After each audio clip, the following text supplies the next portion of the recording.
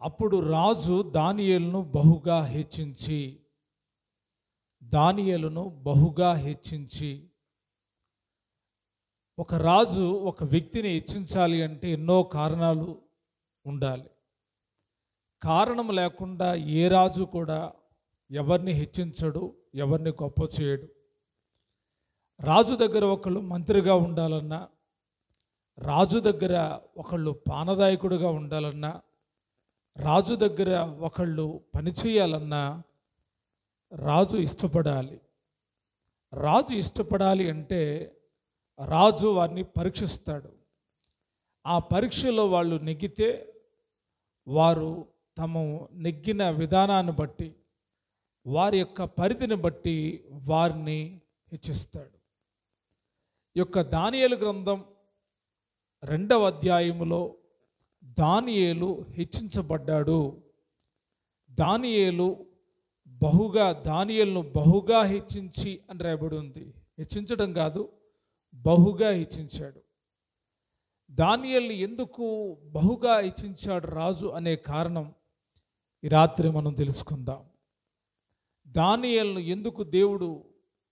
దానియేలును రాజు ఎందుకు హెచ్చించాడో ఈ విషయాలను మనము దైవ గ్రంథంలో పరిశీలన చేద్దాం. అసలు ఈ దానియేలు ఎవరు? దానియేలుకి రాజు హెచ్చించడానికి ఏమిటి కారణం అని మనం ఆలోచిస్తే, దానియేలు ఒక యూదుడు. ఇటువంటి యూదుడు అంటే చెరపట్టబడిన యూదుడు. బబులోనుకు జ్ఞానులైనటువంటి వాళ్ళు చెరపట్టబడి తీసుకొని వచ్చారు. ఆ తీసుకొని వచ్చినటువంటి వాళ్ళల్లో దానియేలు కూడా ఒకడు. దానియేలు, షడ్రెక్కు, మెషెక్కు, అబేద్నెగో అనేటువంటి వాళ్ళను మనము యొక్క 1వ అధ్యాయంలో చదువుతాం. వీరు జ్ఞానం కలిగినటువంటి వాళ్ళు, రాజవంశంలో ఉన్నటువంటి వాళ్ళు, సౌందర్యవంతులు, సకల విద్యా ప్రావీణ్యతయు, జ్ఞానము కలిగి తత్వజ్ఞానము కలిగిన వారై రాజనగరునందు నిలవదగిన కొందరును బాలును రెప్పించారు. వారిలో వీరున్నారు. ఎవరెవరున్నారు? దానియేలు, షడ్రెక్కు, మెషెక్కు, అబేద్నెగో. ఈ నలుగురు కూడా ఈ యొక్క బబులోను ఆస్థానంలోకి పిలువబడ్డారు. వారు రాజ సమూహమున నిలబడ్డానికై, రాజుకు పరిచర్య చేయడానికై, రాజు యొక్క కట్టడలను వాటన్నిటి విషయంలో జ్ఞానం కలిగి ఉండడానికై వారికి తర్ఫీదునివ్వమని దానియేలుని, షడ్రెక్కు, మెషెక్, అబేద్నెగోలను ఒక నపుంసకునికి అప్పచెప్పారు. అప్పచెప్పిన తర్వాత ఆ నపుంసకుడు, ఆ అధిపతి ఏం చేశాడంటే, దానియేలునకు బెల్తషాజర్ అని, హనన్యాకు షడ్రెక్ అని, మిషాయేలుకు మెషెక్ అని, అజర్యాకు అబేద్నెగో అని పేర్లు పెట్టాడు. వీన్ని ఆ యొక్క నపుంసకుల అధిపతి అప్పచెప్పారు. అయితే అతడు రాజు యొక్క భోజనాన్ని వారికి పెడితే వాళ్ళు స్వీకరించలేదు. పైగా వాళ్ళు ఏమన్నారంటే, మమ్మల్ని 10 దినాలు పరీక్షించండి, ఆ తరువాత మాలో ఏమైనా మార్పు కనిపిస్తే, మేమైనా తక్కువగా ఉంటే, మేమైనా బలహీనులంగా ఉంటే మీరు చెప్పినట్టు వింటామని చెప్పారు. ఆ నలుగురికి కూడా దేవుడంట జ్ఞానం ఇచ్చారంటే ఒకసారి ఆ మాట కూడా చదువుదాం. దానియేలు గ్రంథం 1వ అధ్యాయం 17వ వచనం. ఈ నలుగురు బాలుర సంగతి ఏమనగా, దేవుడు వారికి జ్ఞానమును, సకల శాస్త్ర ప్రావీణ్యతయు, వివేచనయు అనుగ్రహించెను. మరియు దానియేలు సకల విధములకు దర్శనములను, స్వప్న భావములను గ్రహించు తెలివిగలవాడై ఉండెను. వీరికి దేవుడు విశేషమైన జ్ఞానం ఇచ్చాడు. దేవుడిచ్చిన జ్ఞానం ఎటువంటిదయ్యా అంటే, బబులోనులో తమతో పాటు కూడా కొందరు జ్ఞానులు ఉన్నారు. అక్కడ కూడుకొని ఉన్న జ్ఞానులందరికంటే కూడా దేవుడు విశేషమైన జ్ఞానమును ఈ నలుగురుకు ఇచ్చాడు. ఈ నలుగురిలో దానియేలుకు చాలా ప్రత్యేకమైనటువంటి జ్ఞానాన్ని, గొప్ప కృపను దేవుడిచ్చాడు. ఏంటి ఆ కృప అంటే, సకల విధములకు దర్శనములను స్వప్న భావములను గ్రహించు తెలివి గలవాడై ఉండెను. నిజంగా దేవుని పిల్లలను దేవుడు ఎప్పుడు మర్చిపోడు. దేవుని పిల్లలకి దేవుడు విశేషమైన జ్ఞానం ఇస్తాడు. లోకంలో ఉన్న వాళ్ళతో మన యొక్క జ్ఞానాన్ని పోల్చి చూసినప్పుడు దేవుడిచ్చే జ్ఞానము పరిశుద్ధమైంది. దేవుడిచ్చే జ్ఞానము శక్తిగలది. అది లోక జ్ఞానముతో ఏమాత్రం సరితూగదు. లోక జ్ఞానము కంటే గొప్ప జ్ఞానం దేవుడిచ్చే జ్ఞానం. దానియేలుకి దేవుడు విశేషమైన జ్ఞానం ఇచ్చాడు. వీరి కాలము అయిపోయింది. వీరిని రాజు ఎదురుకు తీసుకొని వచ్చారు. జ్ఞాన వివేకముల సంబంధమైన ప్రతి విషయములోనూ వీరు తన రాజ్యమంతట మీద నుండి శకునగాండ్ర కంటేను గారడి విద్య గలవారి కంటేను 10 అంతల శ్రేష్ఠులని తెలియబడెను. దేవుడిచ్చే జ్ఞానము మనుషుల దగ్గర దొరకదు. మనుషులు జ్ఞానాన్ని కలుగు చేస్తారు. మన పిల్లల్ని చదువుతూ ఉన్నప్పుడు కొంతమంది చాలా విషయాలు జ్ఞానంగా బోధిస్తారు. కొన్ని సబ్జెక్టులు బోధిస్తారు జ్ఞానంగా. వారిచ్చే జ్ఞానం కాదు ఇది. ఒక రాజు, ఇతడు బబులోను ఆస్థానానికి గొప్ప రాజు అంటున్నాడు, వీళ్ళు లాంటి వాళ్ళని నేను నా రాజ్యములో ఎవరిని చూడలేదు. వీళ్ళ జ్ఞానం వంటి జ్ఞానం ఎవరి దగ్గర లేదు. రాజు పరీక్షించి తెలుసుకున్నాడు, వీళ్ళు ఎలాంటి వాళ్ళయ్యా అంటే చాలా జ్ఞాన వివేకములు గల్లవాళ్ళు. వీళ్ళలాంటి జ్ఞానం అంట శకునగాండ్రలోనైను గారడి విద్య గల్ల వాళ్ళ దగ్గర ఎన్నో లేదంట. వాళ్ళ దగ్గర ఉంది జ్ఞానం, కానీ వాళ్ళకంటే 10 అంతల శ్రేష్టమైన జ్ఞానము దేవుడిచ్చాడు. దేవుడు తన ప్రజలను ఎప్పుడు కూడా ప్రజ్ఞావంతులుగా చేయాలనుకుంటున్నాడు, జ్ఞానవంతులుగా చేయాలనుకుంటున్నాడు. కానీ ప్రజలే దేవుడికి లోబడట్లేదు. ప్రజలు దేవుని మీద ఆధారపడట్లేదు. లోక జ్ఞానం వైపు తిరిగి దేవుని జ్ఞానానికి దూరం అయిపోతున్నారు. దేవుని జ్ఞానము మనుషులు అర్థం చేసుకోలేకపోతున్నారు.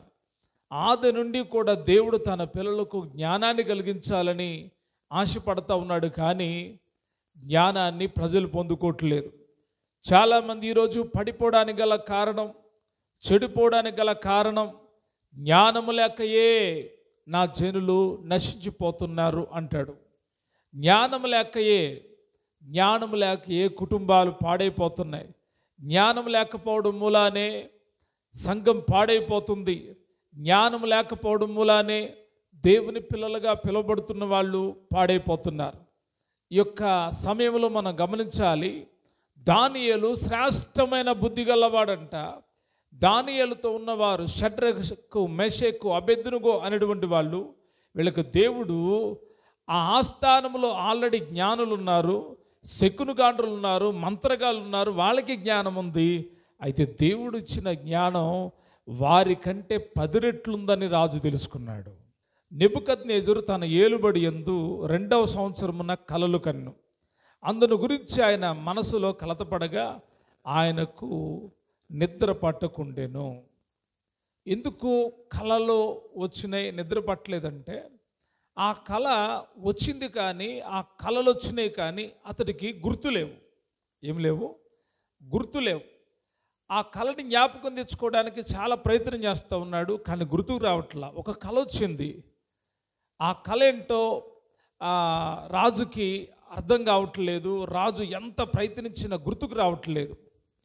అప్పుడు రాజు చేసిన పని అంటే, రాజు తాను కనిన కళలను తనకు తెలియజెప్పుటకై శకునగాండ్రను, గారడి విద్య గలవారిని, మాంత్రికులను, కల్దీయులను పిలువనంపుడని ఆజ్ఞేయగా వారు వచ్చి రాజసమూఖమున నిలిచిరి. శకునగాండ్రుల్ని, గారడి విద్య గల్ల వాళ్ళని, మంత్రగాళ్ళని, తరువాత కల్దీయులు అనగా ఈ యొక్క దానియేలుకు సంబంధించినటువంటి వాళ్ళు. దానియేలు రాలేదు, కానీ షడ్రకు, మెషకు, అబేద్నెగో అనే వాళ్ళు కూడా రాజసమూఖమునకు వచ్చారు. నువ్వు కన్నా కళ ఏంటో చెప్పయ్యా, దాని భావం మేము చెబుతామంటే రాజు అన్నాడు కదా, నేను కన్నినటువంటి కళ నాకు గుర్తులేదు. ఏం లేదంట, నాకు గుర్తు లేదు, నేను దాన్ని మర్చిపోయాను. మీరు నాకు ఇప్పుడు నేను కన్న కలను చెప్పాలి, దాని భావమును మీరు చెప్పాలి, లేకపోతే మీరు తుత్తునీలుగా చేయబడుదురు, మీ ఇండ్లు పెంట కుప్పలుగా చేయబడును. ఒకవేళ మీరు కనుక చెప్తే చెప్పిన వాళ్ళకి ఏమిస్తారంట? బహుమానములను మహాగణతయు నా సముఖములో నొందుదురు. ఎక్కడ చెప్తారు? ఎలా చెప్తారు? రాజు ఏమంటున్నాడు? నేనేమో మర్చిపోయాను అంటున్నాడు. ఇప్పుడు ఈ విషయం తెలిసిన తర్వాత రాజుకు కోపం వచ్చింది. వీళ్ళెవ్వళ్ళు చెప్పలేదంట. ఎవరు చెప్పలేదు? శకునగాండ్రు చెప్పలేదు, మాంత్రికులు చెప్పలేదు, గారిడి విద్య గల వాళ్ళు చెప్పలేదు, తర్వాత షడ్రెక్కు, మెషెకు, అబెద్రుగు అనే వాళ్ళు కూడా చెప్పలేదు. అయితే అక్కడ దానియేలు లేడు. జరిగిన సంగతి ఏంటి అంటే, ఇంకా రాజుకి కోపం వచ్చి ఇంకెవరో చెప్పట్లేదని చెప్పి రాజు ఒక మాట చెప్పాడు. 12వ వచనం, అందుకు రాజు కోపం తెచ్చుకొని అత్యాగ్రహము గలవాడై బబులోను జ్ఞానులందరినీ సంహరింపవలనని ఆజ్ఞ ఇచ్చెను. ఇటు శాసనము బయలుదేరుట వలన జ్ఞానులు చంపబడవలసి ఉండగా ఒక ఆజ్ఞ ఇచ్చాడు. బబులోన్లో ఉన్న జ్ఞానులందరూ ఏం చేయండి? చంపేసేయండి. ఇంకెవళ్ళు నాకు ఎందుకు ఉపయోగం లేదు, నా కళ గురించి ఎవరు చెప్పట్లేదు, దాని భావం ఎవరు చెప్పట్లేదు, కళ చెప్పట్లేదు అని చెప్పి అతను కోపం వచ్చి ఎందుకు వీళ్ళ జ్ఞానం ఎందుకు అని చెప్పేసి వాళ్ళందరినీ చంపేయమని చెబితే, ఇది తెలుసుకున్నటువంటి దానియేలు రాజదేహ సంరక్షకుల అధిపత్యకు అర్యోకు దగ్గరకు పోయి జ్ఞానయుక్తంగా మనవి చేశారంట. రాజు నద్దు నుండి ఆజ్ఞ ఎంత త్వరగా వచ్చుటకు ఏమని దానియేలు రాజు యొక్క అధిపతి అయిన అర్యోకును అడుగగా, అర్యోకు ఆ సంగతి దానియేలుకు చెప్పాను. అయ్యా, ఎవరు చెప్పలేదు, రాజు కలగన్నాడు, ఆ కలభావం ఎవరు చెప్పలేదంటే, అప్పుడు దానియేలు రాజు సన్నిధికి పోయి స్వప్నభావం తెలియజెప్పుటకు తనకు సమయం దయచేయమని రాజును బ్రతిమాలెను. అయ్యా, జ్ఞానులందరినీ చంపొద్దు, కొంచెం సమయం ఇవ్వండి, మేము తప్పకుండా నేను ఆ విషయాన్ని మీకు తెలియజేస్తాను అని చెప్పి దానియేలు రాజు దగ్గర కొంత సమయాన్ని అడిగి వచ్చాడు. అప్పుడు దానియేలు తన ఇంటికి పోయి తన స్నేహితులైన హనన్య, మిషాయేలునకు, అజర్యాకు సంగతి తెలియజేసి తానును తన స్నేహితులను బబులోను తక్కిన జ్ఞానులతో కూడా నశింపబడకుండానట్లు ఆ కళ యొక్క మర్మ విషయము పరలోకమందున్న దేవుని వలన కటాక్షము పొందు నిమిత్తమై ఆయనను వేడుకొనుడని వారిని హెచ్చరించాను. తన తోటి స్నేహితులకు చెప్తా ఉన్నాడు, మనమిప్పుడు దేవుని వేడుకోవాలి, దేవునికి ప్రార్థన చేయాలి. ఎందుకు ప్రార్థన చేయాలి అంటే, మనకిప్పుడు కళ తెలియాలి, కళ యొక్క భావం కూడా తెలియాలి. ఆ కళ రాజు ఏం చెప్పాలి? ఎస్, నాకు వచ్చిన కళ ఇదే అని రాజు నమ్మాలి, రాజు ప్రకటించాలి కూడా. ఆ రీతిగా జరగాలంటే సామాన్యమైన విషయం కాదు. ఏదైనా మనకు కళ వస్తే కళభావాన్ని చెప్పొచ్చు, దర్శనం వస్తే దర్శన భావాన్ని చెప్పొచ్చు, ప్రవచనం వస్తే ప్రవచన భావాన్ని కూడా చెప్పొచ్చు. అయితే మర్చిపోయిన ఒక మనిషి మర్చిపోయిన సంగతిని ఎలాగ తెలుసుకోగలుగుతారు? గారిడి విద్య గల వాళ్ళకి సాధ్యపడలేదు, మంత్రగాళ్లకు సాధ్యపడలేదు, సోదెగాండ్రకు సాధ్యపడలేదు, జ్ఞానం కలిగిన వాళ్ళకు కూడా సాధ్యపడలేదు. మరి ఎలా సాధ్యపడింది అంటే, వారు ఆ రోజు వారు ఈ చేసిన పని అంటే స్నేహితులు చెప్పాడు ప్రార్థన చేయండి అని. దానియేలుకు ఒక అలవాటు ఉంది. ఏంటి అలవాటు అంటే, రోజుకి 3 ప్రార్థన చేసేటువంటి అలవాటు. రోజుకి ఎన్నిసార్లు ప్రార్థన చేస్తారంట దానియేలు? రోజుకు 3 సార్లు ప్రార్థన చేయడం దానియేలుకు అలవాటు. ఆ రోజు దేవుని దగ్గర వేడుకుంటూ ఉన్నాడు. అంతటా రాత్రి యందు దర్శనము చేత మర్మము దానియేలుకు బయలుపరచబడెను. ఎప్పుడు? దానియేలు ప్రార్థించినప్పుడు దేవుడు దానియేలుకు ఆ దర్శన మర్మమును బయలుపరిచాడంట. కనుక దానియేలు ఏమన్నాడు తెలుసా? కనుక దానియేలు పరలోకమందున్న దేవుణ్ణి స్తుతించెను.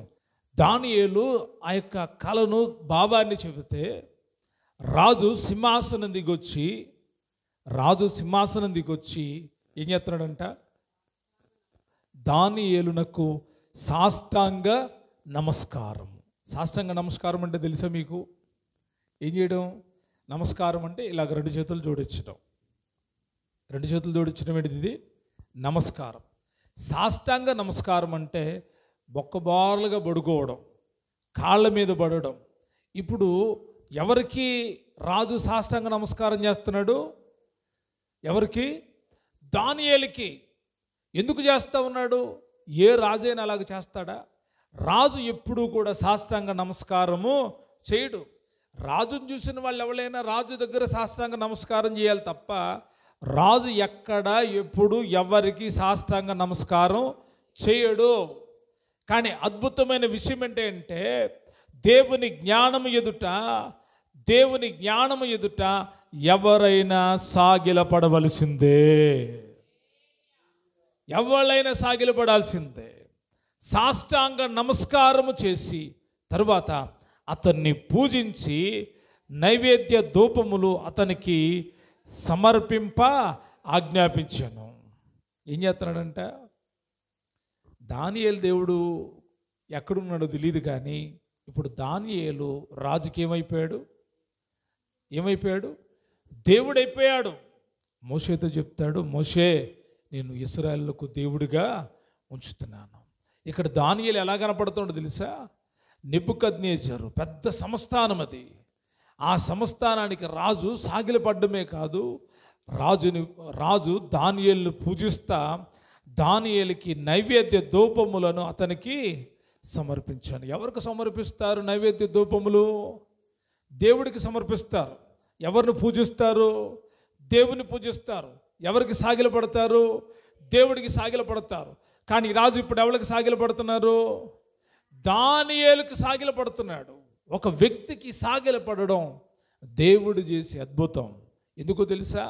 ఆ దేశంలో ఆ ఆస్థానంలో మంత్రగాళ్ళు ఉన్నారు, శకునగాళ్ళు ఉన్నారు, సోది చెప్పేవాళ్ళు ఉన్నారు, జ్ఞానులు ఉన్నారు. కానీ దేవుడు వీరికి 10 అంతల జ్ఞానం ఇచ్చాడంట. పరలోకం నుంచి ఆ రాజు మరిచిన కళను జ్ఞాపకానికి తేవడమే కాదు, దాని భావాన్ని కూడా దేవుడు తెలియజేశాడు. ఆ జ్ఞానం ఎదుట ఏమనుకున్నాడో తెలుసా రాజు? మా జ్ఞానులు కానీ మేము కానీ మీ జ్ఞానం ఎదుట ఎన్నదగిన వాళ్ళము కాదు. అసలు వీళ్ళెవళ్ళు? చెర్రపట్టబడిన వాళ్ళు. ఎవరు వీళ్ళు? చెర్రపట్టబడిన వాళ్ళు. కానీ వీళ్ళని దేవుడు ఏం చెప్తున్నాడు తెలుసా? వాక్యం చెప్తుంది, నిషేధించబడిన రాయి మూలకు తలరాయి. కొంచెం కాలం వేచి ఉండాలి, కొంచెం కాలం వెయిట్ చేయాలి. వీళ్ళని ఒక్కసారికి హెచ్చించలేదు దేవుడు. వీరు వెనువెంట తన ప్రత్యక్షతలను అనుగ్రహించి దేవుడు హెచ్చిస్తూ వచ్చాడు. దేవుడు తన పిల్లలు హెచ్చించే విధానం అలాగే ఉంటుంది. ఉన్నట్టుగా ఒక్కసారి ఆయన సింహాసనం పైకి తీసుకుని వెళ్ళడం. సమయోచితముగా దేవుడు ఏం చేస్తాడు? ఆశీర్వదిస్తాడు. సమయోచితంగా దేవుడు ఏం చేస్తాడు? హెచ్చిస్తాడు. అద్భుతమైన విషయం ఏంటంటే దానియేలుకు నెబుకద్నెజరు సాగిలపడ్డాడు, పూజించాడు. అంటాడు కదా, మరియు రాజు ఈ మర్మము బయలుపరచుటకు నీవు సమర్థుడు వైతివి. నీ దేవుడు దేవతలకు దేవుడును రాజులకు ప్రభువును మర్మములను బయలుపరచువాడనై ఉన్నాడని దానియేలునకు ప్రత్యుత్తరము ఇచ్చాను. ఈరోజు చాలామంది ఒప్పుకోవట్లేదు. యేసుప్రభువు వారు మంచి దేవుడు అండి, నమ్ముకోండి అంటే చాలామంది తమ జ్ఞానాన్ని వ్యక్తపరుస్తున్నారు. ఎలాగంటే ఆయన ఆ దేవుడు, ఆయన పలానా వాళ్ళ దేవుడు, అమెరికా వాళ్ళ దేవుడు, లండన్ వాళ్ళ దేవుడు, ఇంగ్లీష్ వాళ్ళ దేవుడు, బ్రిటిష్ వాళ్ళ దేవుడు అని ఇలాగా వారి జ్ఞానం కాదు, వారి అజ్ఞానం. యేసు ప్రభు వారి జీవిత చరిత్రను గమనించినప్పుడు ఎక్కడా కూడా ఆయన పాపము చేయలేదు. పాపము లేని పరిశుద్ధుడు ఎవళ్ళైనా ఈ భూమి మీద ఉన్నారు అంటే ఒక్క యేసుక్రీస్తు ప్రభువారు మాత్రమే. అందును బట్టి ఆయనకు మహిమ కలుగునుగాక. పరిశుద్ధుడు అని పిలువబడడానికి యోగ్యుడుగా ఉన్న మనుషుడు ఎవరైనా ఉన్నారంటే యేసుక్రీస్తు ప్రభువారు మాత్రమే. ఆయనలో ఎక్కడా పాపము లేదు.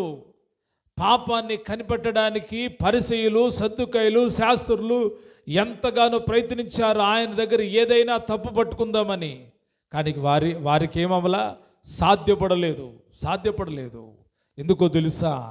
ఆ దేవుడు ఎలాంటి దేవుడు తెలుసా? నా దేవుడు దేవతలకు దేవుడు. స్తోత్రం చెప్దామా? అన్నాడు నెబుకద్నెజరు, అంటున్నాడు నీ దేవుడు దేవతలకు దేవుడు. ఎందుకంటే వారి యొక్క ఆస్థానంలో ఎన్నో దేవతలు ఉన్నాయి. ఆ దేవతలకు వారు నైవేద్యాలు చెల్లిస్తూ ఉన్నారు. ఆ దేవతలకు వారు పూజలు చేస్తూ ఉన్నారు.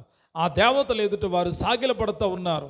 రాజు తెలుసుకున్న సంగతి ఏంటంటే, మాకున్న దేవతలు ఎన్నో ఉన్నాయి, అయితే నీ దేవుడు ఎవరో తెలుసా? మాకున్న దేవతలకే దేవుడు, అంటే పైవాడు. నమ్మరు చాలామంది. ఈరోజు నేను తెలియజేస్తా ఉన్నా, నేను ప్రకటించే దేవుడు దేవుళ్ళకే దేవుడు. కొందరు దేవుళ్ళని రకరకాలుగా చూస్తారు, రకరకాలైన రూపాల్లో చూస్తూ ఉంటారు. వారి జ్ఞానం అక్కడి వరకే ఉందని నాకు తెలుసు. అయితే వాళ్ళు ఇంకా కొంచెం జ్ఞానాన్ని పెంచితే, ఆ దేవుళ్ళకి దేవుడు ఒక ఆయన ఉన్నాడు. ఆయన ప్రభు అయిన యేసుక్రీస్తు వారు. ఆయన మరణాన్ని జయించి తిరిగి లేచినటువంటి వాడు. ఆయన ఒక్కడే పరిశుద్ధుడు, ఆయన ఒక్కడే నీతిమంతుడు. పరలోకానికి వెళ్ళాలంటే యేసే మార్గము, యేసే సత్యము, యేసే జీవము. ఆయన ద్వారా తప్ప ఎవడును పరలోక రాజ్యములో ప్రవేశించలేడు. దానియేలుతో నెబుకద్నెజరు అన్నాడు, నీ దేవుడు దేవతలకు దేవుడు అన్నాడు. తర్వాత రాజులకు ప్రభువు. రాజులందరికీ ఆయనే ప్రభువు. రాజులు ఉన్నాం కానీ రాజులకు ఆయనే ప్రభువు. చక్రవర్తి, రాజులందరి మీద ఆయనే ప్రభు అయి ఉన్నాడు. తర్వాత అంటాడు మర్మములు బయలుపరచువాడు. ఎవడు మన దేవుడు? మర్మములు బయలుపరచువాడు. ఆయనకి మరుగైంది ఏదీ లేదు. ఆయన దగ్గరకు వస్తే నీ సంగతి అంతా చెప్పేస్తాడు ఆయన. నెబుకద్నెజరు తెలుసుకున్నాడు, నీ దేవుడు ఎవళ్ళు? మర్మములు బయలుపరచువాడు. మన దేవుడు ఎవళ్ళు? మర్మములు బయలుపరచువాడు. మనం ప్రార్థిస్తే సైతాను శక్తులు మన ఎదుట సాగిలపడతాయి. నెబుకద్నెజరు చాలా గొప్ప రాజు, ప్రఖ్యాతి నొందినటువంటి రాజు, పేరుగాంచినటువంటి రాజు. అతని కింద మంత్రులు ఉన్నారు, అతని కింద అధికారులు ఉన్నారు, మంత్రగాళ్ళు ఉన్నారు, జ్ఞానులు ఉన్నారు, తత్వజ్ఞానం కలిగినటువంటి వాళ్ళు ఉన్నారు.